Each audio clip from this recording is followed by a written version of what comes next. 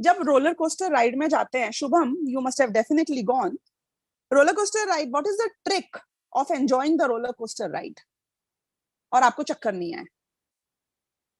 यदि आप अपने आसपास की सीनरी को देखते रहोगे कंटिन्यूअसली तो आप यू विल फील गिडी, आपको चक्कर भी आएंगे और आपको सिर घूमेगा और आपको कुछ समझ में नहीं आएगा, यू वोंट एंजॉय इट।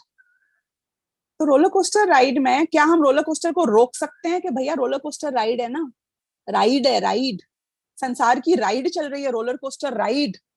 हाँ, संसार में चार गतियों में, संयोगों में, सब में रोलर कोस्टर राइड चल रही है, हम ऑलरेडी राइड में है। Is that optional? It is not optional right now. What is optional?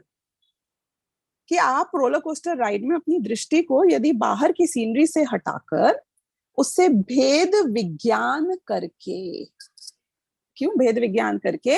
क्योंकि आप बाहर की सीनरी को ही अपना अस्तित्व मान रहे हो, फेक हैंड को ही रियल हैंड मान रहे हो, अपना अस्तित्व मान रहे हो, तो आपको क्या करना है?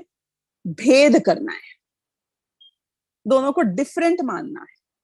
और जब आप उसको डिफरेंट मानोगे तो आप क्या करोगे? आप अपनी दृष्टि को अपने हाथ पर या कोई स्टैटिक चीज पर ट्रेन करते हो रोलर कोस्टर राइड में। You start seeing something constant. और जब आप उसको या आंखें बंद कर लेते हो या आप अपने हाथ को देखते हो, you always try to get focus on one thing and not the variable component. जब आप एक पे आ जाते हो तो आपको स्थिरता मिलती है, शांति मिलती है, फिर आप उस एक्सपीरियंस को ऊपर नीचे होने को भी एंजॉय कर पाते हो।